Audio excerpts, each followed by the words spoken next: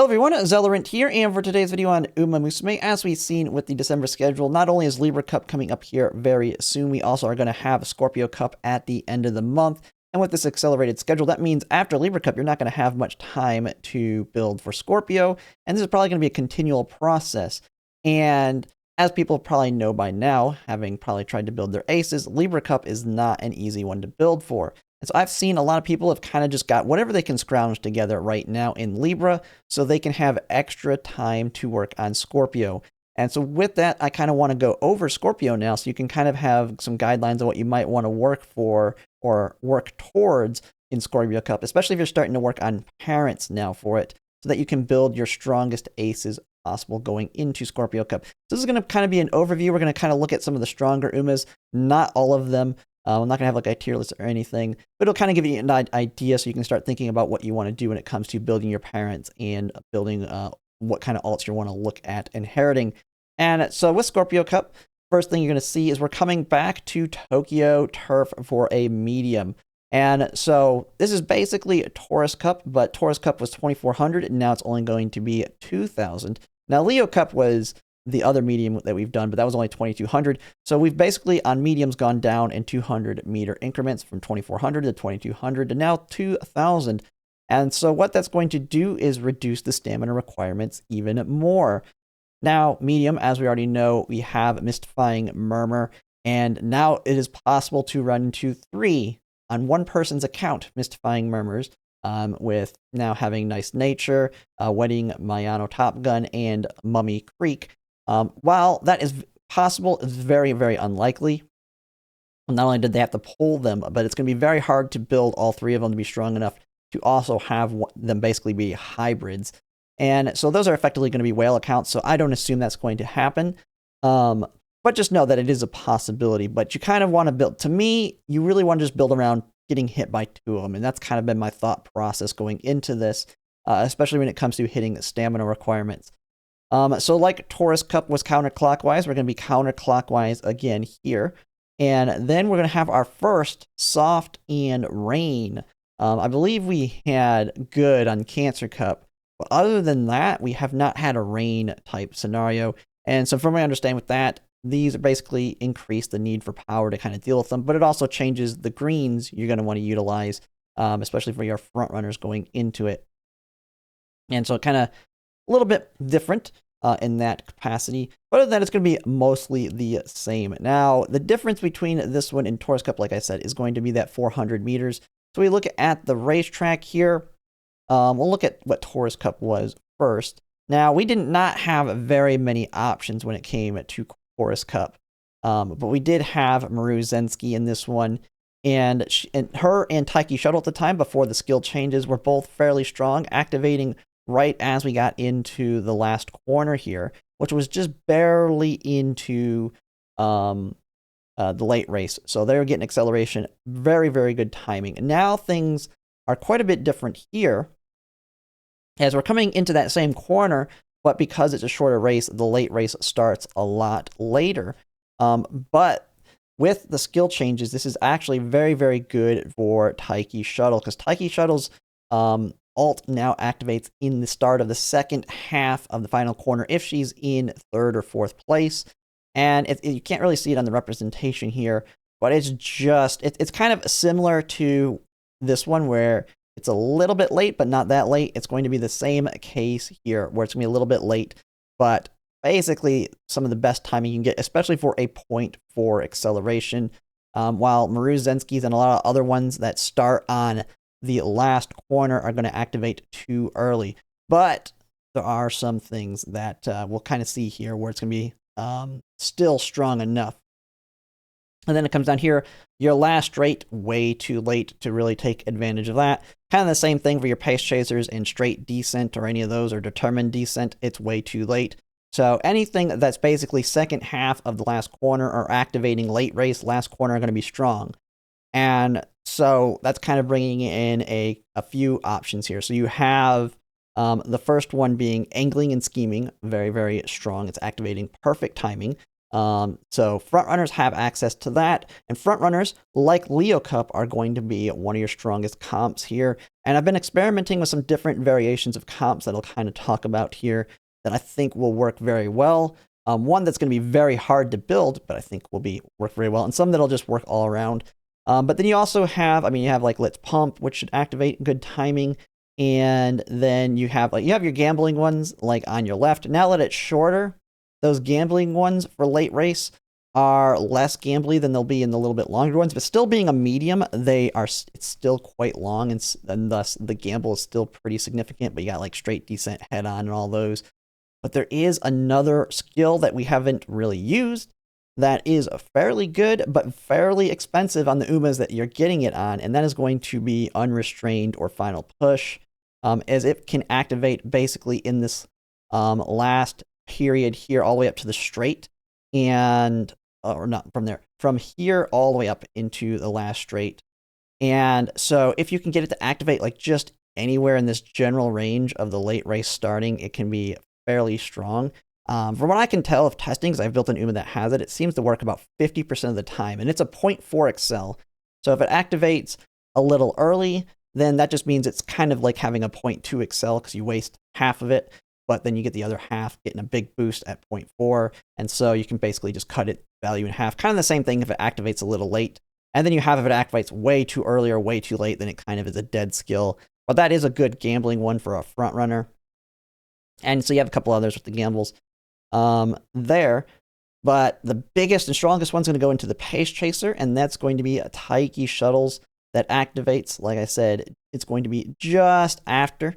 And that one is, well, I think it's going to probably be the most popular. So we've already seen Taiki Shuttle in action on, what wasn't Tokyo, but we've seen in the 1600 meter Virgo Cup, where she activated a little bit early and then carried over into it, and how strong she was on Virgo Cup. Now it's just a little bit late, so it's going to be even stronger in that capacity.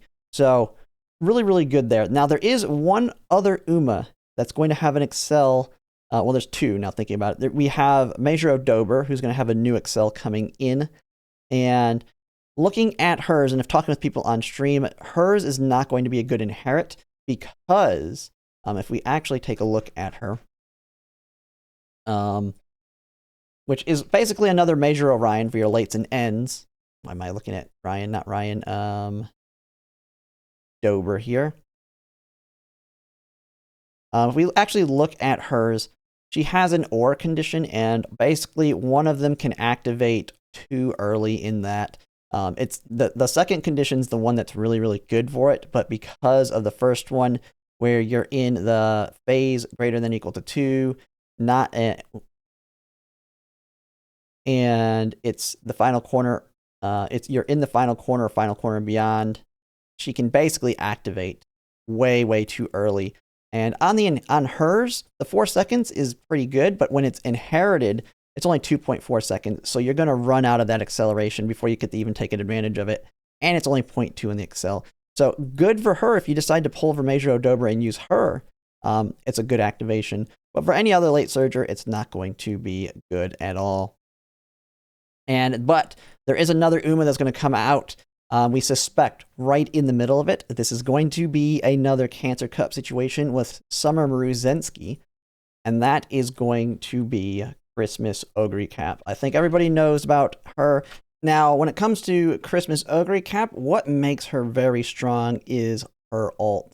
And it's because we can kind of control when it activates, because it activates after the activation of 3 recovery skills. And what you get from that is increased speed, an increased excel, and a stamina recovery itself. And so this gives you a lot of options going into this race. Now, it activates based on the usage of 3 recoveries. And the one you're going to want to use on Scorpio Cup to be basically the one that activates it is going to be 777s. And so when you actually look at this, some people might be confused thinking, well, 777s is not going to be very good because it's very early. The one thing is it's a 5-second excel. A lot of the ones that we've seen aren't as long, but 5 seconds going into a medium actually doubles that to a 10-second excel. and it will actually carry over into the late race. So you are going to get a big excel there. But not only that, it has speed built into it. And you've probably heard in other videos of speed carryover. So she's actually going to carry over this increased speed into the late race.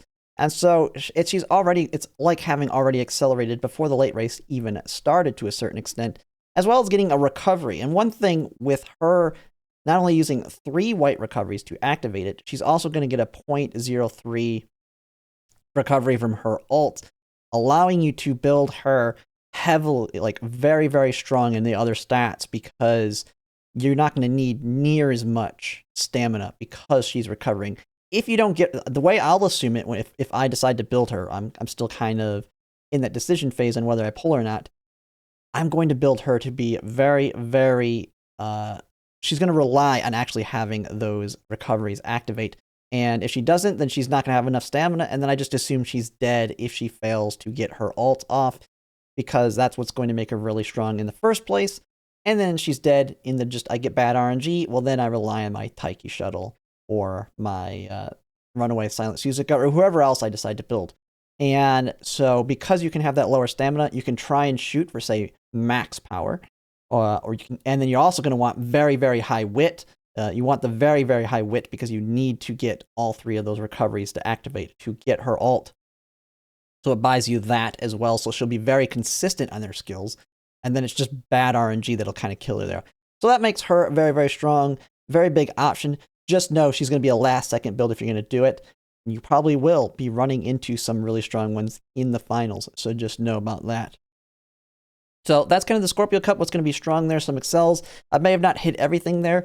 Every playstyle is usable here. End closers good, have a way to take off. Late surgers have a way, your pace chasers, and your front runners. And so I've kind of been tinkering around with some different combos on some teams you might be wanting to look at, just kind of you think.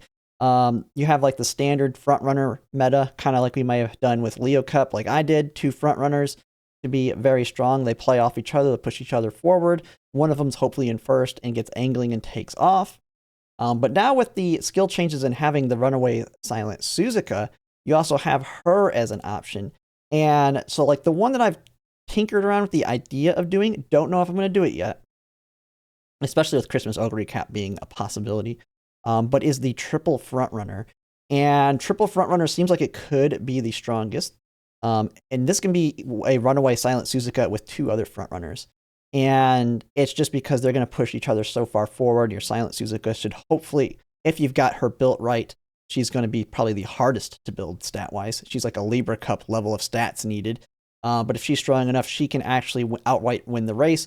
What triple front runner does is it covers first through third place, meaning if there's at least one other front runner, the Taiki shuttles that are pace chasers are going to be dead. They're not going to be able to get, well, I won't say completely dead, but they have to pass another front runner to be able to activate their ult. So that can kind of kill off pace chasers.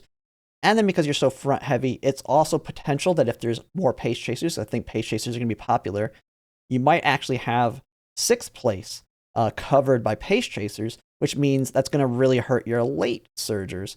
And that's very, very strong for your front runners. So that's one combo I've tinkered on. And there's also the idea that, I don't know how many people have thought of this. And it's a comp I've been looking at, would be like a Runaway Silent Suzuka as like my main ace. A Summermaru Zensky who would be very, very strong and strong enough to get her into 2nd place or potentially pass my Silent Suzuka and take first for the win. But by having those 2 as my first 2 front runners, that allows me to actually build a front runner Taiki shuttle. It's not one thing that I've really seen people talk about, but a front runner Taiki shuttle with 2 other front runners, like Summermaru Zensky and Runaway Suzuka, she can actually very easily be in 3rd or 4th place, meaning you can activate Taiki Shuttle's ult as a front runner than as a pace chaser, which is a 0.4 excel, like I've shown just before this. And using a Runaway Silent Suzuka, she should easily be in front of her if you have a strong one. And Summermaru Zensky should easily be in front of Taiki Shuttle, as we've seen with Leo Cup, where Summermaru Zensky was super strong because of her ult being able to help her position in front of all the other front runners. And so a very easy Taiki Shuttle 3rd place she's not having to fight with other pace chasers. She's just going to have to fight with maybe other front runners. And so that's one combo I've looked at. You have the standard combo of your front runner, where you're gambling that you have another front runner to fight with, a pace chaser, whether it's Taiki Shuttle or somebody has Taiki Shuttle's ult, and then a late surger, Christmas Oguri Cap being the strongest, but you could also go with like a Dominator. Dominator helping your front runner and pace chaser win by slowing other opponents down. Or you can go with the Mystifying Murmur debuffer. I don't think it's going to be the stronger option. I really think if you're going to go any debuffs, Dominator is the way to go, especially against whales. So if you want to have better RNG against whales, I feel like Dominator is the way to go. But then again, some of us are riding pretty low on our stamina to min-max as much as we can on the other stats, so you might get away with it on Mystifying Murmur. It'll just come down to really your lobby in that aspect. But those are just some ideas on the combos. Of course, pretty much anything can work because you do have the RNG skill of No Stopping Me that can trigger for anybody. And yeah, that is going to be Scorpio Cup. I think Scorpio Cup will actually be a pretty fun one, being a shorter medium, meaning stamina is not going to be as much of an issue for people. And I think I've seen with Leo Cup, people are starting to move a little bit on from Mystifying Murmur. I'm seeing more Dominator than I am Mystifying Murmur, but we'll just have to see. But yeah, that's it. That's kind of just my quick coverage on Scorpio Cup that's coming up. I'll be showcasing some of my aces that I've already kind of worked on and built, as well as some parents and some other options you might want to do as we delve into the more specifics of the aces, just versus this kind of generic look. But that'll be it for now. And if you like my content, if you could like, comment, and subscribe, it really helps. And thanks for watching.